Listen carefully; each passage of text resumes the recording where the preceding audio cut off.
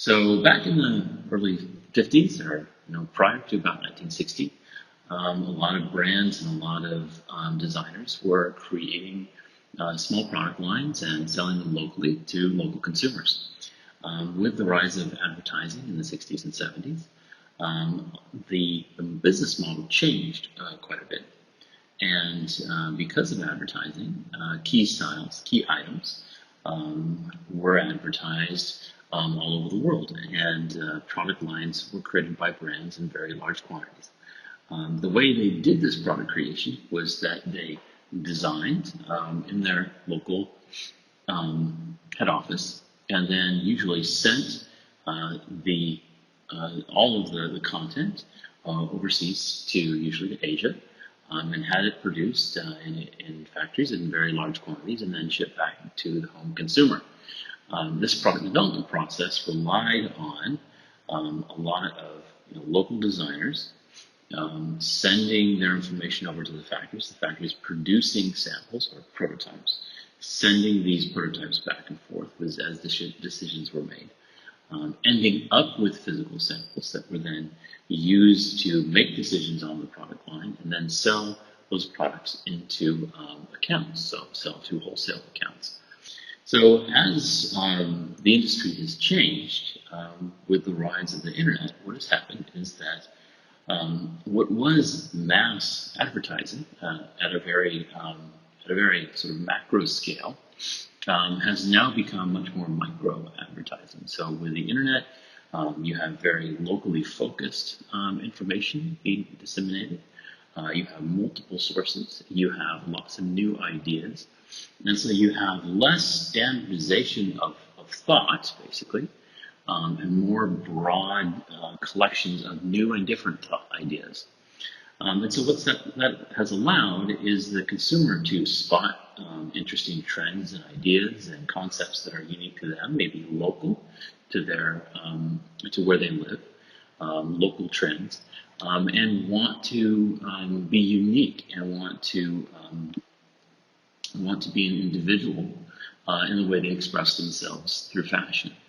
Unfortunately, because the fashion industry was built on this large product line, large scale creation, shipping back and forth in large quantities of sale to consumers, it's not positioned to shift to the customization, personalization of smaller quantities of product for more of a local consumer. So how do we shift the industry? So we need to be a lot more quicker. We need to make decisions quicker. We need to be able to bring product to market faster. We need to make early decisions and decisions that are more on trend. So one of the ways and the main ways that we can do this is through digital product creation. So if you could think of digital product creation, the general idea is we're making a digital twin of the product. And in fact, we're making a digital twin of the entire process. So instead of designing by hand, sending for a tech pack, getting back a physical product, making changes to the physical product, and then making samples and selling physical samples, what we're going to do is we're going to create a digital version of the product. So if this is apparel, for instance, we take the manufacturable apparel patterns, the 2D apparel patterns, we measure the physics of the fabric and the texture of the fabric. We measure the drape, the stretch, the bend, and so forth, and we apply those physics to the 2D apparel patterns. We stitch the apparel patterns together in a virtual sewing room, and then we drape and dress the garment over a digital avatar that represents our fit form. That gives us a technically accurate simulation of an actual garment.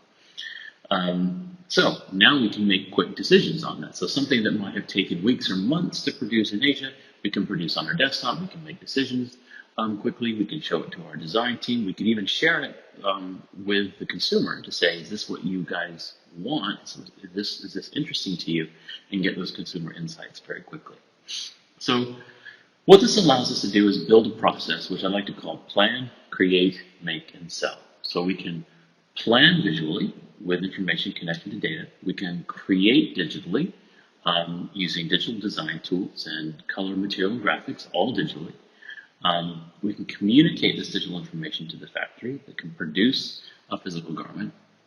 And then we can sell into our accounts, into the consumer, with this digital asset, either with a digital showroom or online as a 3D model. The process that I just described is digital. It can happen in as little as 3 months. It's much cheaper to develop product this way. So you don't have to pay for samples. You don't have to pay for the shipping. You don't have to pay for all of the materials that go into them.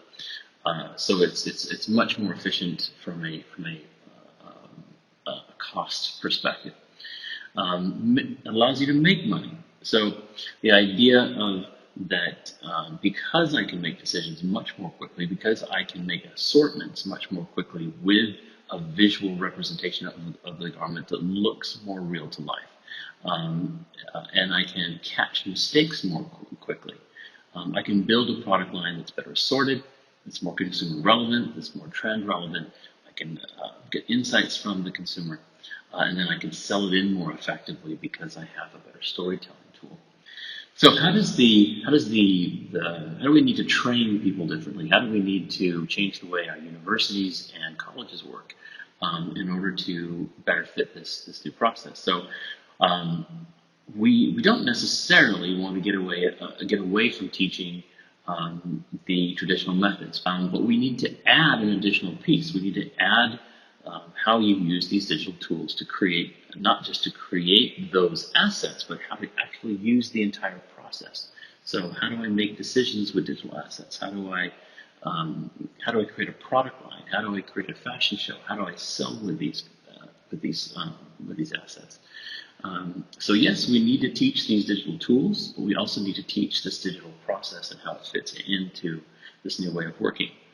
The double benefit is that not only will our students be able to learn this new way of working, but because the tool set allows you to simulate the construction of a garment, it's actually a very good teaching tool to understand apparel construction. And finally, that student will be graduating with a skill set that's much more relevant in today's world, a digital skill set, a skill set that translates more into the way we buy and sell products these days.